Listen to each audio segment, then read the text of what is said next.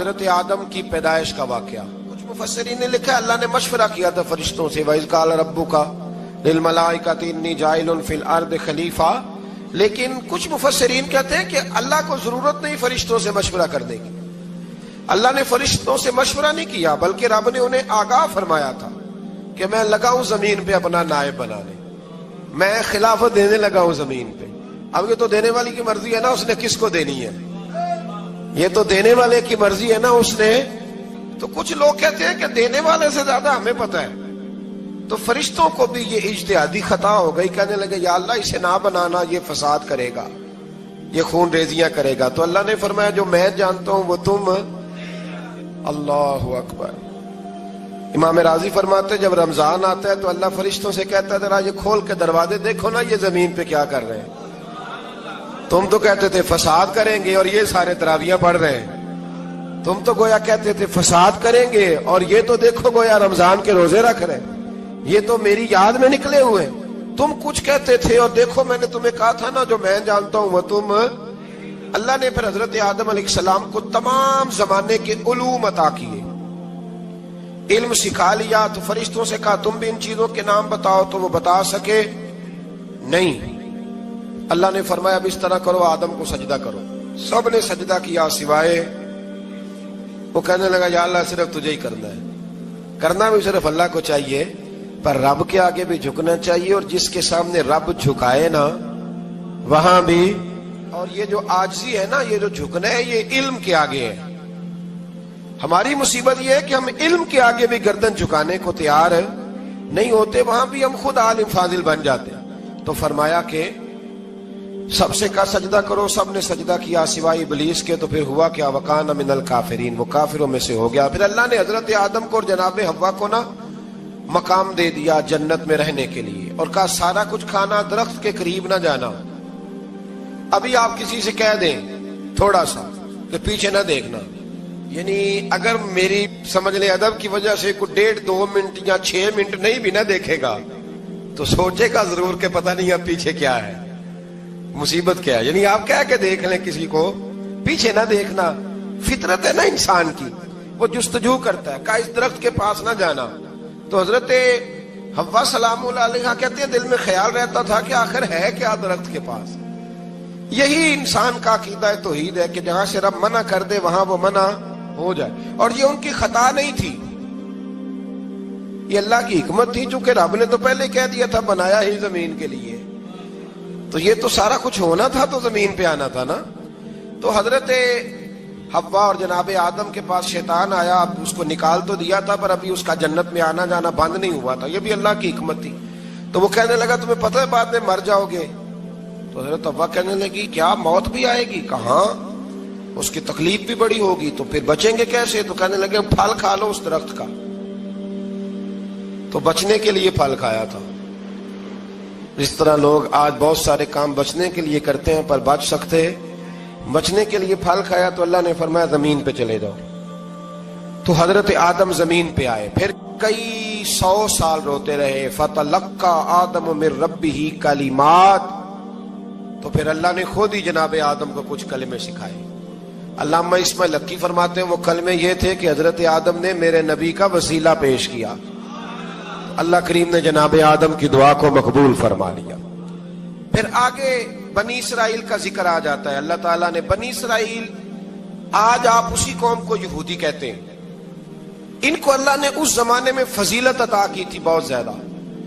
تو عرب کے اندر جب نبی پاک علیہ السلام نے اعلان نبوت کیا تو کچھ لوگوں نے یہ کہہ دیا کہ اگر یہ یہودی کلمہ پڑھ لیں گے تو ہم بھی پڑھ لیں گے۔ تو پھر اللہ نے انہیں یاد کرایا کہ تم اصل میں کیا ہو، تمہیں کلمہ پڑھنا چاہیے۔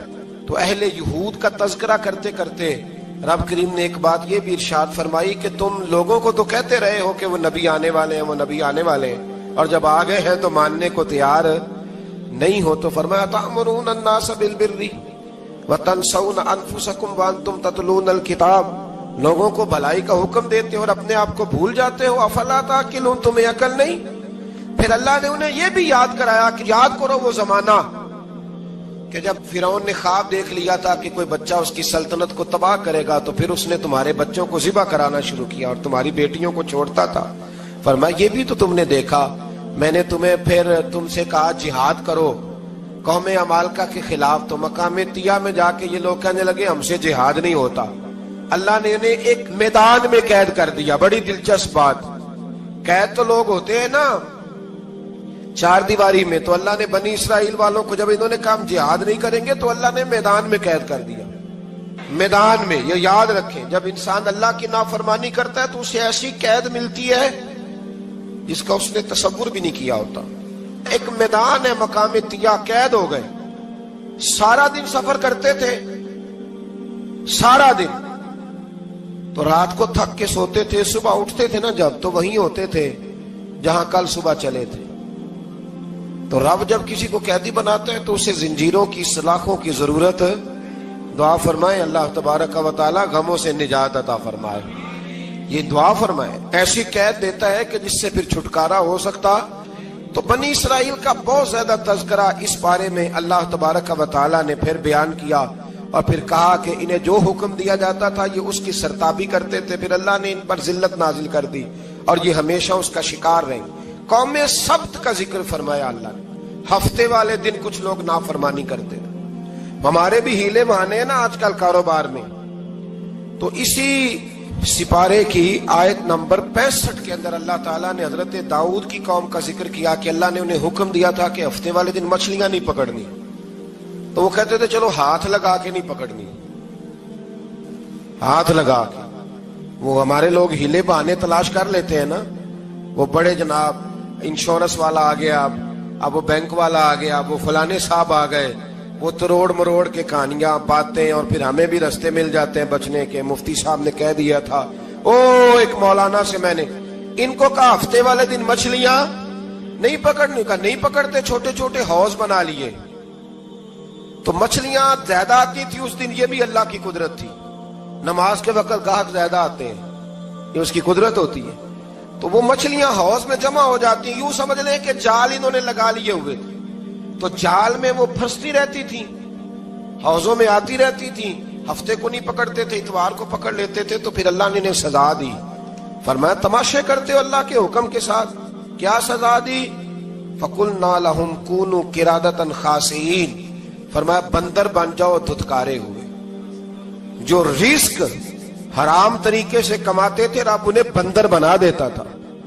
ابھی بھی میں نے دیکھے ہیں بڑے بڑے تاجر پاگلوں جیسی زندگی گزار رہے ہیں، نفسیاتی طور پہ سکون نہیں ہے، کروڑوں روپیہ پڑا ہے۔ کیوں؟ اس لیے کہ رب کے بتائے ہوئے طریقے کے مطابق تجارت نہیں کرتے۔ آگے ایک اور دلچسپ بات آ گئی، بنی اسرائیل کے اندر نا ایک شخص نے اپنے چچا کو قتل کر دیا جائیداد کے لیے۔ یہ دیکھیں کب سے لوگ جائیداد کے لیے قتل کرتے آ رہے ہیں۔ چچا کو قتل کر دیا، اور قتل کر کے حضرت موسیٰ علیہ السلام کے پاس آئے کہ میرے چچا کو کسی نے قتل کر دیا ہے، تو بتائیں کیا کرنا ہے؟ تو آپ نے فرمایا کہ گائے ذبح کرو، اور اس کا ایک ٹکڑا مقتول کو مارو، مرنے والے کو، وہ خود اٹھ کے بتا دے گا مجھے کس نے قتل کیا ہے۔ اب ارادہ نہیں تھا گائے ذبح کرنے کا، تو بہانے کرنے لگے۔ ارادہ نہیں نہ ہوتا تو پھر کیا ہوتے ہیں؟ کہنے لگے گائے کس طرح کی ہو، بوڑھی ہو کہ بچی ہو، رنگ کیسا ہو، جوان ہو کہ چھوٹی ہو، حال میں ایک دفعہ چلنا سیکھ گئی ہو یا ابھی نہ سیکھی ہو، تو بتاتے گئے، تو رب بھی شرطیں بیان کرتا گیا۔ گہرے زرد رنگ کی ہو، حال کے اندر اسے نہ چلایا گیا ہو، پانی نہ نکالا گیا ہو، نہ بچی ہو نہ جوان ہو، اس کے درمیان ہو۔ یہ ساری شرطیں کہاں پائی جاتی تھی؟ حضرت موسیٰ علیہ السلام کی قوم کا ایک شخص تھا جو اللہ کا ولی تھا، وہ جب انتقال کرنے لگا نا، اللہ اکبر، دیکھو رب ولیوں کی اولادوں پر بھی کتنا فضل فرماتا ہے۔ وہ جب انتقال کرنے لگا تو ایک اس کے پاس چھوٹی سی بچیا تھی، گائے کی بچی، اس نے جنگل میں چھوڑ دی۔ کہنے لگا یا اللہ میں تیرے نام پہ چھوڑتا ہوں، میرا بچہ جوان ہو جائے تو اسے دے دینا، اور تو سرمایہ ہی کوئی نہیں۔ بچہ بڑا ہوا تو بچہ بھی بڑا نیک تھا، اپنی ماں کا بڑا فرما بردار تھا۔ اس کی ماں نے کہا بیٹا تیرے باپ نے ایک گائے چھوڑی تھی، تو بچہ جنگل میں گیا اور جا کے کہنے لگا اے اللہ میری گائے مجھ سے ملا دے، تو رب کریم نے وہ گائے واپس کر دی۔ وہ گائے گھر لے آیا، اب وہ کہنے لگا اماں بیچ دوں، تو اماں کہنے لگی بیٹا میرے پوچھے بغیر نہ بیچنا۔ کئی دفعہ گاہک لگے، پر اس نے کہا جب تک میری اماں نہ کہے گی میں بیچوں گا۔ ادھر بنی اسرائیل والے شرطیں جتنی گائے کے بارے میں پوچھ چکے تھے، وہ ساری اسی گائے میں پائی جاتی تھی۔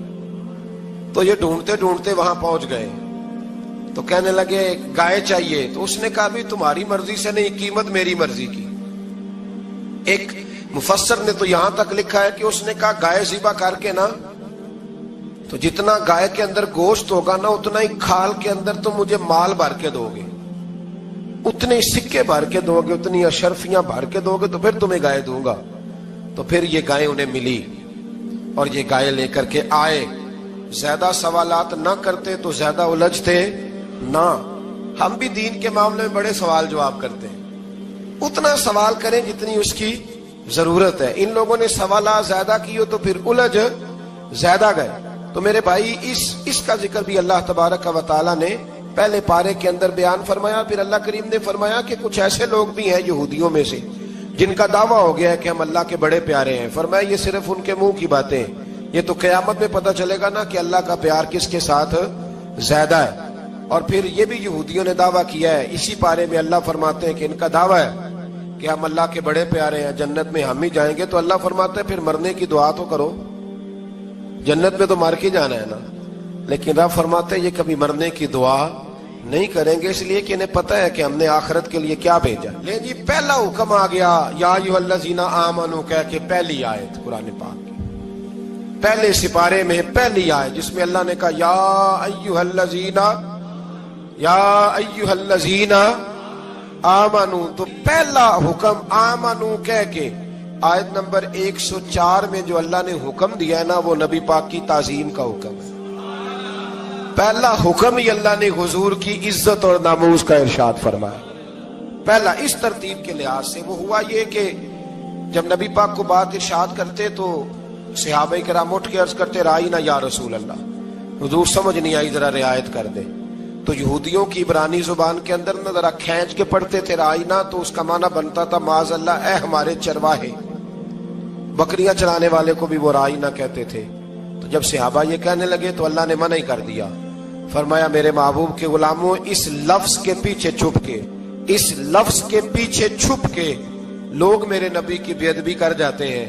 تو جس لفظ کا کوئی ایک معنی بے ادبی والا بنتا ہو وہ لفظ بھی میرے نبی کے لیے نہ کہو، لفظ وہ والے کہو جس میں کوئی بے ادبی کا معنی نکلے نہ۔ یہاں لوگوں نے بڑے بڑے لفظ نہیں بول دیے، پھر کہتے میرا مطلب یہ تھا، میرا مطلب وہ تھا، تو تو نے وہ لفظ بولا کیوں جس کا کوئی غلط مطلب بھی نکل سکتا تھا۔ اللہ نے فرمایا یا ایھا الذین آمنوا لا تقولوا رائینا، اے ایمان والو رائینا کہو ہی نہ۔ تو یا اللہ کیا کہیں؟ فرمایا وقولوا انظرنا، تم کہو یا رسول اللہ ایک نظر فرمائیے۔